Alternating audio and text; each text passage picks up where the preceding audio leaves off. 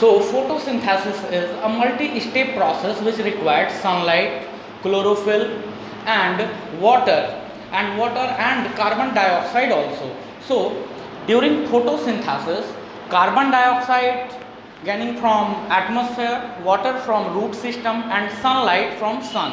So होता क्या है फोटोसिंथेसिस में कि जो क्लोरोफिल्स होते हैं वो एक सर्टेन वेवलेंथ और सर्टेन फ्रीक्वेंसी के ही विजिबल लाइट को वो एब्जॉर्ब करते हैं क्लोरोफिल्स, एंड ये एनर्जी उस वाटर को ट्रांसफ़र करते हैं जिससे कि ऑक्सीजन गैस प्रोड्यूस होता है, साथ में H+ and activated electrons formed होते हैं, और ये activated electrons and hydrogen further carbon dioxide के साथ मिलकर स्टेबल हाइड्रोकार्बन्स फॉर्म करते हैं, जिसमें कि बेसिकली कार्बोहाइड्रेट्स होता है, एमिनो एसिड्स के फॉर्मेशंस होते हैं, ग्लिसराइड्स 3 फॉस्फेट का फॉर्मेशन होता है। तो एक कई क्लास के डिफरेंट कॉम्प्लेक्सेस बनते हैं ड्यूरिंग फोटोसिंथेसिस।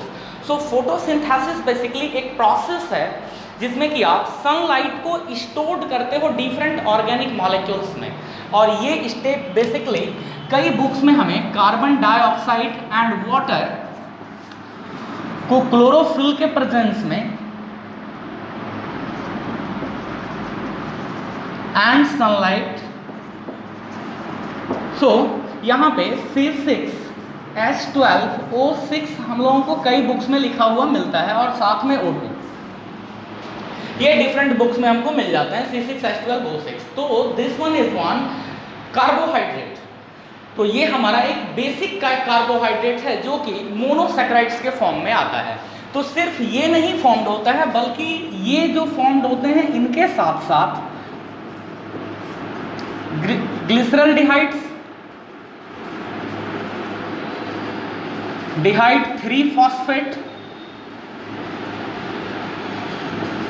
इसको आप शॉर्ट में Z3P भी हम लोग बोलते हैं, या फिर ZA3P के नाम से इसको शॉर्ट में जाना जाता है। इसके साथ साथ एमिनो एसिड्स फॉर्म्ड होते हैं। Amino acids basically nitrate and sulphate के रिडक्शंस के कारण फॉर्म्ड होते हैं, और ये जो एमिनो एसिड्स जो फॉर्म्ड होता है, ये amino acid is a group of compound. So इसका जो बेसिक केमिकल फार्मूला होता है वो होता है हमारा RNH2। ये इसका एक बेसिक का हमारा एमिनो एसिड का अल्फा एमिनो एसिड जो हमारा नॉर्मल है, मैं उसके यहाँ पे बात कर रहा हूँ। ये खुद ही अपने आप में एक क्लास है, और इनके डिफरेंट मिक्सचर कंपोजिशन से डिफरेंट टाइप्स ऑफ प्रोटीन्स का फॉर्मेशन होता है। जैसे अगर सांप का जहर है तो वो भी एक प्रोटीन है, हमारे बाल में है वो भी एक तरह का प्रोटीन है। So all are basically different mixture composition of these amino acids. So these amino acids are also formed in by photosynthesis process. So in this process, so amino acids को जो हम RNH2 की बात कर रहे हैं, तो ये हमारा एक सिंपल है, लेकिन इनके मिलने से क्या होता है, कई कॉम्प्लेक्स अमीनो एसिड्स भी बनते हैं, और उन complex amino acids and simple amino acids ये जब आपस में मिक्स्ड होते हैं तो ये अलग अलग तरह के प्रोटीन्स का फॉर्मेशन करते हैं। वहीं पे जो ये वाला जो पार्ट जिसको कि हम लोग यहाँ पे ग्लूकोज बोल रहे हैं, तो ये एक्चुअली इसके साथ जो बेसिक फॉर्म्ड होते हैं वो हैं कार्बोहाइड्रेट्स।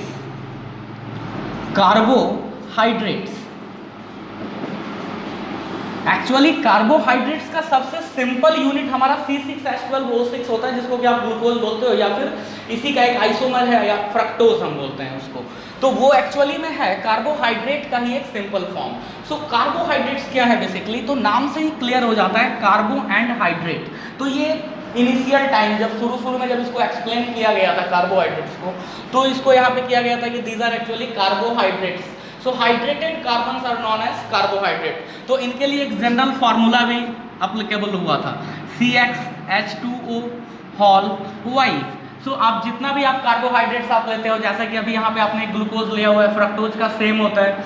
शुगर मॉलिक्यूल्स हमारे होते हैं जिनका केमिकल फार्मूला C12H22O11, तो ये आपका शुगर का मॉलिक्यूलर फार्मूला है। तो इसको भी आप कुछ इस फॉर्म में आप कन्वर्ट कर सकते हो, like C12H2O11। So similarly glucose can also be written like this, C6H2O and 6 here।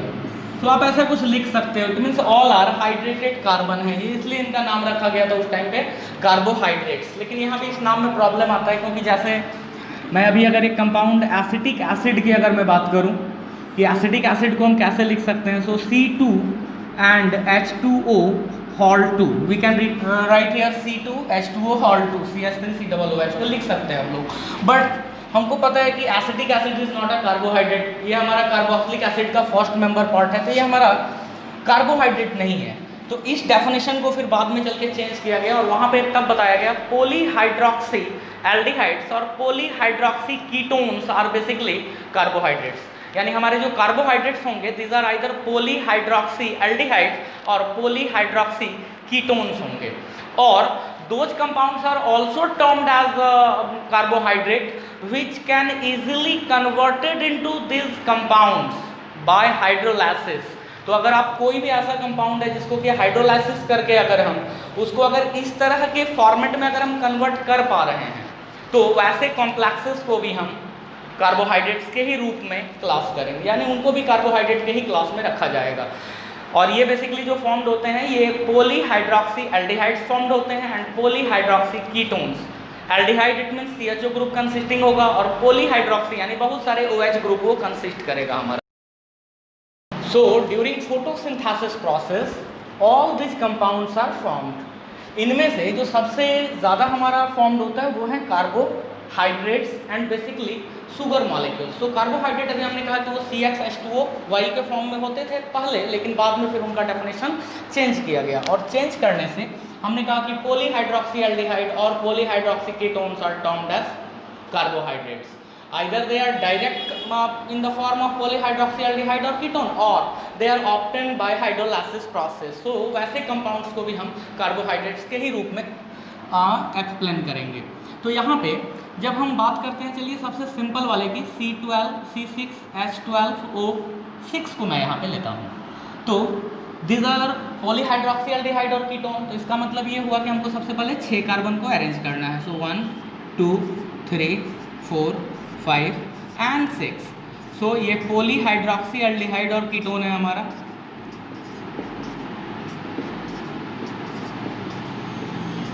सारे कार्बन का टेट्रावैलेंट नेचर आप कंप्लीट कर रहे हो और हाइड्रोक्सी ग्रुप आप अप्लाई कर रहे हैं यहाँ पे हम लोग। तो 4th पोजीशन पे ये OH ग्रुप इस साइड में आएगा हमारा, ये चीज़ थोड़ा सा ध्यान में रखना है ग्लूकोज के केस में। फिर आपका ये रहेगा ऐसे कनेक्ट हो जाएगा, क्योंकि ये एल्डिहाइड है। सो this one is polyhydroxy aldehyde, this family is aldehyde family here and this one is polyhydroxy। So polyhydroxy aldehydes are basically carbohydrates। तो जिसमें कि पॉलीहाइड्रोक्सी होंगे, बहुत सारे हाइड्रोक्सी ग्रुप्स होंगे और वो एक एल्डिहाइड फैमिली का होगा, तो वो हमारा ग्लूकोज होता है। अब है क्या कि इसमें फ्रक्टोज होता है एक दूसरा वाला, तो वो हमारा पॉलीहाइड्रोक्सी कीटोन होता है। तो उसके लिए भी आपको वही काम करना है, 1 2 3 4 5 6 1 2 3 4 5 6। तो 6 कार्बन एटम को आपने यहाँ पे अरेंज कर देना है। फिर सभी में आप हाइड्रोजन एंड हाइड्रोक्सिल ग्रुप आप लगाते चले जाइए। इसमें ये वाले कार्बन पे कीटोन फैमिली आ जाएगा, बाकी सभी पे आपका वही होना है, OH और H आप लगाते चले जाओ, सभी का नंबर इक्वल आएगा आपका। यहाँ कार्बन का 4 बॉन्ड ऑलरेडी पूरा है, तो यहाँ पे OH आ जाएगा, ये OH and this one H here.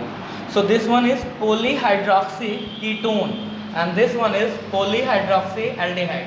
So all polyhydroxyaldehyde and all polyhydroxy ketones are termed as carbohydrates। These carbohydrates are of many kinds or many types।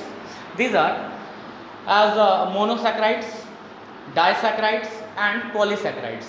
Monosaccharides which are simple unit which cannot be further converted into other simpler carbohydrates by hydrolysis।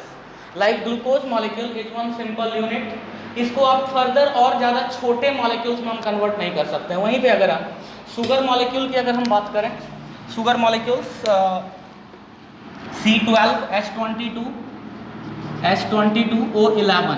So this one is one disaccharides because in the presence of one acid catalyst and water it can easily converted into 2 glucose molecules. यानी ये आपका जब टूटेगा, ये water के साथ जब hydrolyse हो जाएगा और एक एसिड के प्रेजेंस में, तो वैसे केस में ये 2 मोनोसैकेराइड्स यानी 2 ये ग्लूकोज के यूनिट्स आपको प्रोवाइड करेंगे। तो ऐसे यूनिट्स जो भी होते हैं कार्बोहाइड्रेट्स के, इनको हम डाइसैकेराइड्स बोलते हैं। तो ये भी वहाँ पे फॉर्म्ड होते हैं। इनके साथ साथ पॉलीसैकेराइड्स भी फॉर्म्ड होते हैं, यानी ऐसे जिनको कि तोड़ने से मोर देन 9 मोनोसैकेराइड्स आपको मिलेंगे।